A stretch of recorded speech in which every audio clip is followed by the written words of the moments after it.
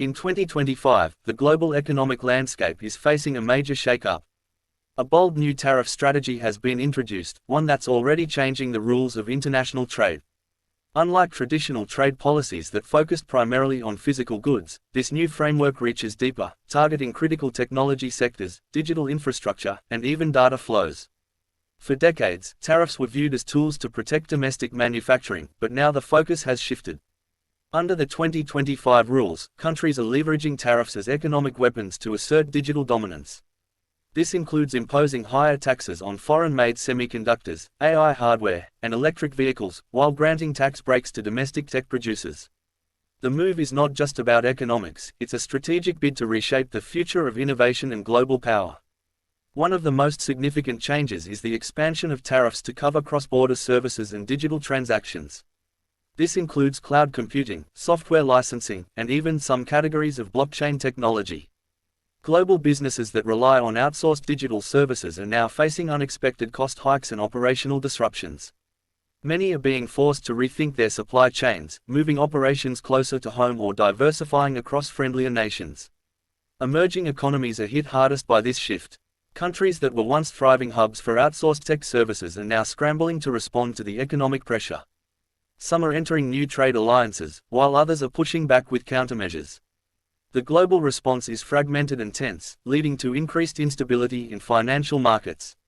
Investors are watching closely. Currencies are fluctuating. Stock markets are reacting sharply. And digital assets, once seen as immune to trade politics, are suddenly under scrutiny. With governments extending their reach into digital transactions, questions are rising: which assets will remain free from political interference? Which industries will survive this economic chess game? What's clear is that the new tariff playbook isn't just about trade, it's about control, power, and future-proofing national economies in a digital-first world. Countries are drawing new battle lines not with tanks or missiles, but with tariffs and tech policies. And in this new age of economic warfare, only the most adaptable nations and businesses will thrive. The ripple effect of the new tariff strategy is being felt far beyond government borders and trade tables. What started as a targeted economic maneuver has now triggered a chain reaction across global markets, sparking volatility, uncertainty, and in some sectors, outright panic. Stock markets worldwide are swinging wildly. Major indices in Asia, Europe, and North America have seen dramatic fluctuations as investors attempt to assess the long-term implications of the shifting trade environment. Tech stocks, in particular, are taking a hit. Companies that rely heavily on international supply chains, especially those importing key components like microchips and EV batteries, are facing production delays and increased costs. As a result, investor confidence is being tested, and capital is quickly retreating to more stable, less exposed industries. But it's not just the equity markets feeling the strain. Commodity prices are also being impacted. The tariffs have disrupted shipping routes and increased transportation costs, causing prices of raw materials such as steel, aluminium, and rare earth elements to surge. Industries dependent on these inputs, from construction to clean energy, are now grappling with higher expenses and tighter margins. Currencies are experiencing their own shockwaves. Countries directly targeted by the new tariffs have seen their national currencies drop in value, leading to inflationary pressure on imports and declining consumer purchasing power. In contrast, nations seen as neutral players or trade safe havens are witnessing short-term gains as foreign capital looks for shelter. And then there's crypto. As global uncertainty intensifies, some investors are turning to digital assets like Bitcoin and Ethereum as alternatives to traditional markets. This flight to crypto is not just about profit, it's about seeking refuge in assets that aren't directly tied to any one government or trade policy. However, even the crypto world isn't immune. Regulatory whispers are growing louder, and the fear of future restrictions is causing price swings and inconsistent investor sentiment. Overall, the global economy is in flux. Supply chains are being redrawn. Trade alliances are being renegotiated. Nations are reassessing their dependencies. And through it all, everyday consumers, investors, and businesses are being forced to adapt in real time. This isn't just a policy shift, it's a global reset. And its full impact may only be starting to unfold. As the global tariff war intensifies, a quiet revolution is taking place behind the scenes, led not by governments or multinational corporations, but by decentralized digital currencies. Cryptocurrency is emerging as a tool, not just for investment or speculation, but for circumventing the very systems that tariffs are designed to control. When traditional payment systems are disrupted by tariffs, sanctions, or banking restrictions, crypto provides an alternative. Its decentralized nature means that transactions can take place directly, peer-to-peer, across borders, without the need for intermediaries or approval from financial authorities. This makes it a powerful option for businesses caught in the crossfire of trade restrictions. Take, for example, companies in countries hit by high import taxes. Instead of wiring funds through banks, where transactions are scrutinized and often delayed, they're now turning to stablecoins like USDT or USDC. These digital dollars can be sent instantly, settled in minutes, and in many cases, avoid detection by traditional monitoring systems. Goods can still move. Services can still be paid for. Trade continues, but through a different channel. Even exporters are getting creative. Some are offering discounts for crypto payments to avoid paperwork, currency conversion fees, and the delays associated with cross-border regulations. Freelancers and service providers in emerging economies are also increasingly demanding payment in crypto to avoid the effects of currency devaluation triggered by trade wars. This trend isn't just about cost-cutting, it's about survival in a world where traditional financial pipelines are becoming more politicized and restricted. But this evolution is not going unnoticed.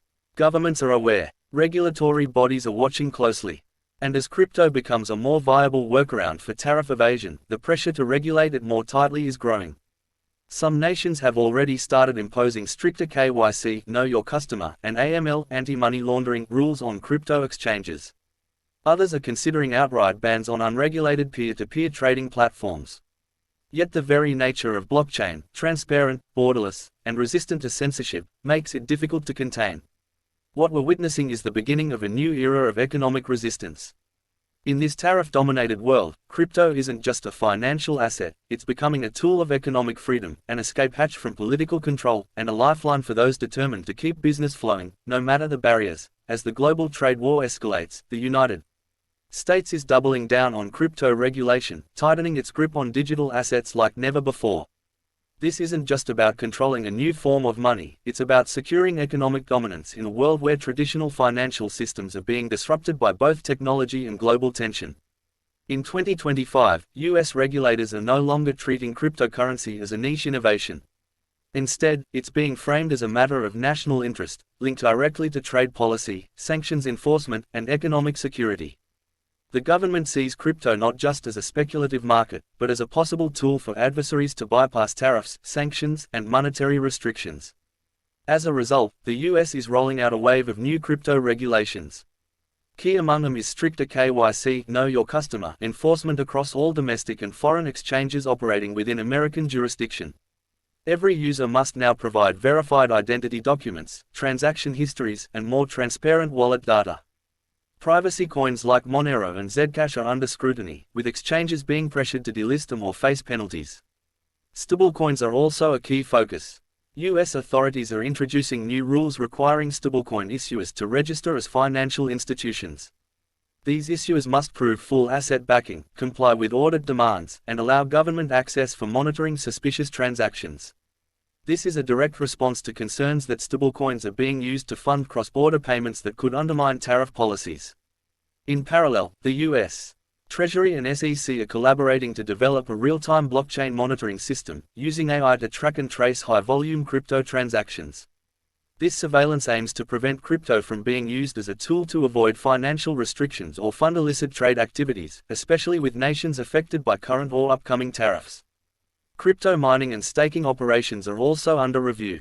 New energy usage policies and environmental regulations are being drafted to bring these sectors under tighter control, partly to prevent industrial-level crypto creation from being used to fuel unmonitored financial flows. In this climate, the message is clear: the US wants to ensure crypto doesn't become a backdoor for evading economic policy. The crackdown isn't just about regulation, it's about retaining control, asserting dominance in the global financial system, and making sure that as the world shifts, the balance of power stays firmly in American hands.